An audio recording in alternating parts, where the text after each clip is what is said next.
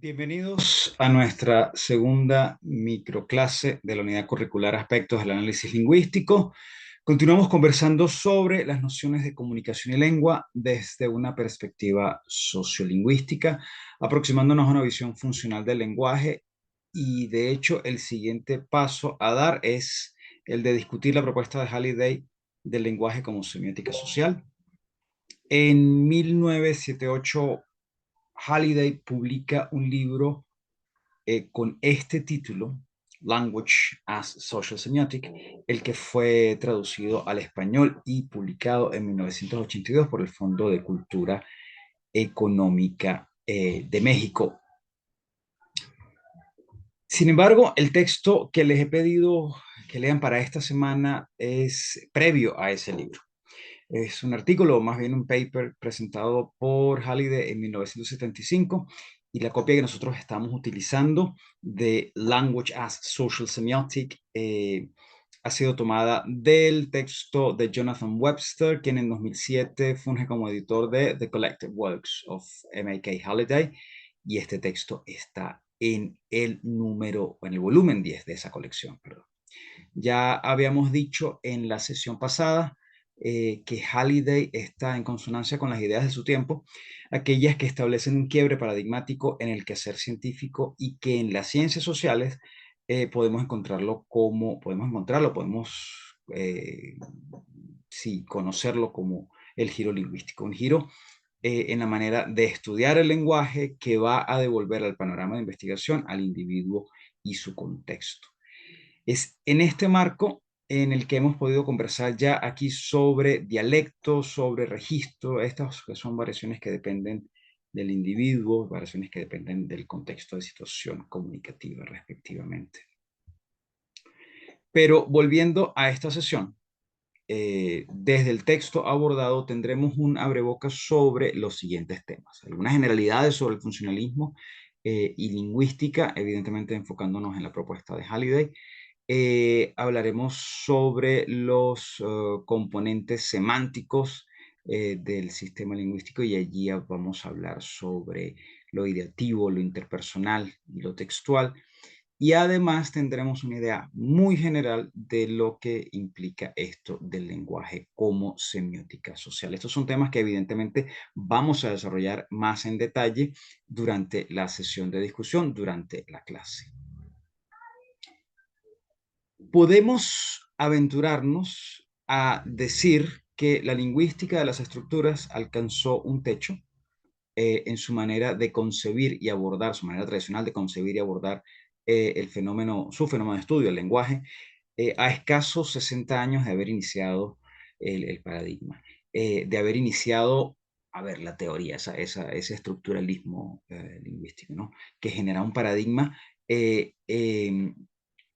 que presenta unos enfoques que ya al haber alcanzado ese techo, un techo de cristal quizá, porque hoy día podemos hablar de uso de una perspectiva estructural hacia el lenguaje que ya iremos conversando. Pero en ese momento esos enfoques ya no eran capaces de responder las preguntas que se estaba haciendo a la comunidad científica. Y entonces tenemos desde finales de los 60, en los 70, en el último tercio del siglo pasado, vemos que la lingüística regresa, como ya se ha dicho, al panorama del análisis, al hablante y el mundo en el que éste está inserto, el hablante y el lenguaje. Podemos mencionar como referencia a Benveniste y su texto El aparato formal de la enunciación de 1970, en el que se reintroduce al sujeto que enuncia en el análisis del texto. Podemos tomar este autor, este texto en particular, el aparato formal de la enunciación, como un hito para el inicio de una nueva forma de hacer lingüística en el que las estructuras, insisto, no son un fin en sí mismas. Esto es, siguiendo a Halliday, que el hombre no conversa, sino que son los hombres los que conversan, pues somos seres gregarios, seres sociales, comunicacionales, y como tales nos servimos del lenguaje, nos servimos de la lengua o de las lenguas como formas de semiótica social. Es decir, que cuando enseñamos una lengua extranjera estamos, más que una lista de estructuras, estamos enseñando sistemas de potencial de significado. Potencial de significado que sirve a los hablantes para comunicarse de maneras adecuadas a los contextos en los que se dé el hecho comunicativo. Recordemos lo ya dicho respecto a las comunidades lingüísticas, a los dialectos y a los registros. Esto implica que un hablante suficientemente competente de una lengua estará en capacidad de reconocer, en capacidad de saber de antemano quizá suficientemente las claves contextuales, las claves socioculturales que le permiten prever, prepararse, prever aquello que su interlocutor dirá. Esto es ser capaz de hacer una suerte de suposición informada o suposiciones informadas, si se quiere, acerca de los significados que está por recibir, con los que dará sentido al mensaje como un todo y podrá de esta manera pues, comunicarse. En este punto, podremos acordar que el panorama que se va esbozando es complejo y que no encaja dentro de ese mindset de un salón de clase de lengua extranjera, de ese salón tradicional, ¿no?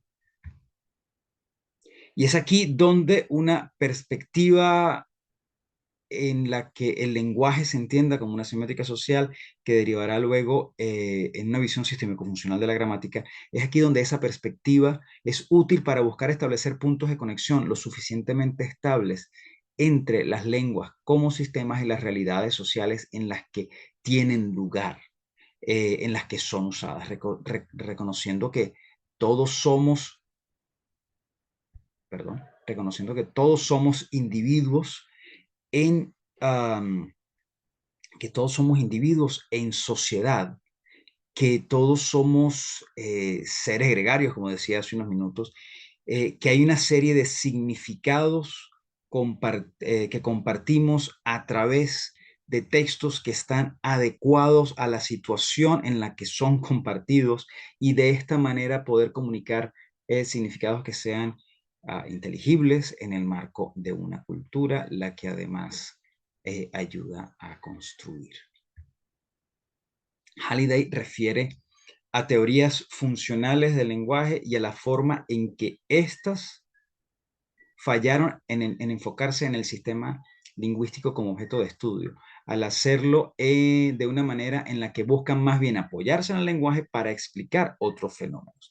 Esto, si bien podemos decir que no presto gran utilidad para, por lo menos desde lo que nos plantea Halliday, para plantearse como, para concebirse, perdón, como teorías lingüísticas para las ciencias sociales, donde el giro lingüístico también es un fenómeno muy provechoso, pues para allá sí funcionó. Sin embargo, Halliday rescata de estas teorías funcionales dos roles semióticos del lenguaje. ¿Sí? Por una parte, uno que es ideativo, en el que se trata de algo, ¿verdad? Es decir, cuando hablamos, cuando usamos el lenguaje, estamos refiriéndonos a algo. También rescata un rol interpersonal en el que se hace algo. Y de la tradición del Círculo de Praga, recupera un tercer componente que apunta al rol textual que cumplen las lenguas. Estos tres componentes permiten reconocer la funcionalidad del lenguaje respecto a aquello para lo que se usa, es decir, crear mundo, referirse a algo que se quiere comunicar y que al hacerlo es creado en palabras y los significados impresos en ellas. Creación que además se hace a través de la interacción, del intercambio de esos sentidos en un contexto sociocultural en el que hay individuos quienes interactúan a través del lenguaje al que le asignan un rol que se adaptará al tipo de situación comunicativa. Situación comunicativa que ocurre en un contexto social, el que desde Bernstein puede entenderse como una constelación de significados que derivan del sistema semiótico que constituye la cultura.